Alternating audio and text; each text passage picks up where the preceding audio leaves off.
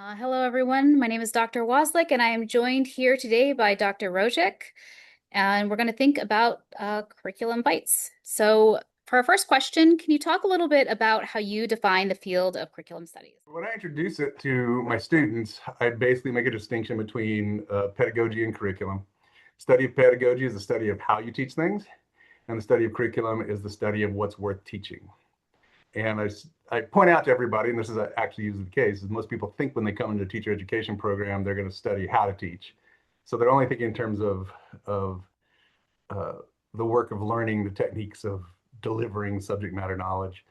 They don't understand that part of the work of teaching is also constantly making decisions on a second to second basis about what's worth teaching.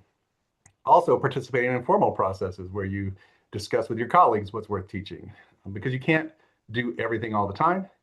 And so I think I define curriculum studies as the study of what's worth teaching. So you can make decisions about it. I think it's central to teachers' professional knowledge and professional practice.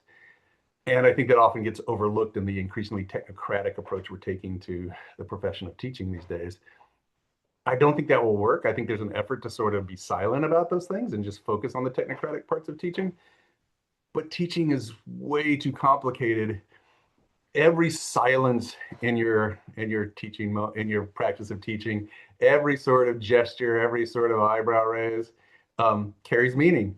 And those are forms of hidden curriculum. And you have to understand the concept of hidden curriculum to understand what it is you're actually doing in teaching. And if you don't have that kind of knowledge, you're basically just zombie teaching. You're in motion, but you don't understand why. You're not making decisions. You're just working out of past habits that you've seen in the past. And that's not what we try and do in our teacher education program at the University of Oregon. We want people to actually think critically about what's worth teaching. And we don't prescribe that. We have our opinions. We don't prescribe it. We need people to be thinking about it. And that's what curriculum studies is for. And the whole field of curriculum studies is to constantly produce material that pushes us to think in more complex and deeper and more effective ways about how we can ask questions about what's worth teaching. So, talk to me a little bit about how you would define your scholarly contributions to the field. So, what are you to the field? This is my own experience, is you're in schools and you know it's not right, right? And for what you have, whatever angle you have on this, but you're always moving against the grain, even while you're trying to do the work that you're assigned. And I wanted to talk about that. And so diving into the efforts to document that and to talk about what it was, that was a highly theoretical and philosophical enterprise. And that's why I was involved in qualitative research. It was not until very late, not until I was really just before I wrote a book on the resegregation of public schools. And I did that because I wanted to talk about how teachers in the middle of a school district that was resegregating navigated those institutional and social pressures, in this case, organized by anti-Black racism, and how they worked against it or didn't work against it, and how they were sort of folded into it. And that book was called the Resegregation as Curriculum, the Meaning of the New Segregation in U.S. Public Schools. So I was looking at the ways in which teachers navigated that. But most of that book was on the impact on students as seen through students' eyes and teachers' eyes. So that was my main big contribution. I've written curriculum for Curriculum Inquiry. I've written for curriculum journals before.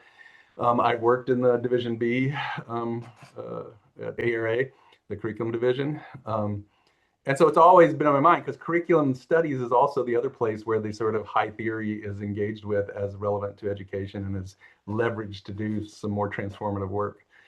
But it was really not until I did that book on the resegregation of public schools that I felt like I had, a presence inside of the curriculum community. I don't know if that answers your question, but. Does. Thank you. So for the last question, I was really thinking about the future of the field. And so if you have one thing that you hope for the future of the field, what would it be? I live in a very liberal town, and people ask questions about what's good for their kids. And then kids ask the questions, right? Kids will drive this in different directions. You can't not engage in hidden curriculum. You can't not have kids coming in asking you questions that, sometimes members of the school board think shouldn't be talked about in classrooms. You can't make gay people go away in Florida. It's like, don't say gay. What good does that do, right? Everybody's just going to invent a different word, right? You can't, these things are real and they are around us. And the people are real and they are around us. And teachers are close to those people and they're going to engage and talk about it. And so maybe you can terrify everybody for a small moment of time in a small space into just sort of avoiding it altogether. But you can't do that all the time everywhere. It won't happen. So the conversation is going to happen. And for that reason, I think people will always read curriculum theory. And for that reason, I think curriculum theory has a very important role to play, particularly in our current contested moment. So I hope that we have more people who step up and do that. There you go. Wonderful. Thank you. And for those listening along, I will, of course, include a list of Dr. Rosiek's work so you can check out more of the things that he's been thinking about over time, and hope you can join us next time. Thank you very much. Thanks, Bonnie.